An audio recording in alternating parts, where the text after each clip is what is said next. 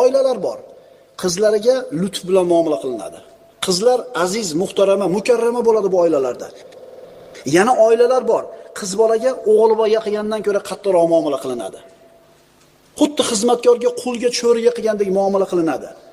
Bizda yo'qmi shu narsa? Chunki zaifalarga hurmat bilan muomala qilishlik karim axloq egalarining qo'lidan keladi. Birodarlar, shunday o'lchovlar borda, agar shu o'lchovlarga amal qilinsa, oila saodatli bo'ladi. Onasi bilan yashaydigan bitta o'g'il xotiniga kir mashina olib berdi. Enasidan eshitadigan edi. Pulni isrof qilganligi, bu kelinga bu narsaning zararli joyi yo'qligi. Ertasi kuni shu ayolning qiziga kuyov boshliqqa kir mashina olib berdi.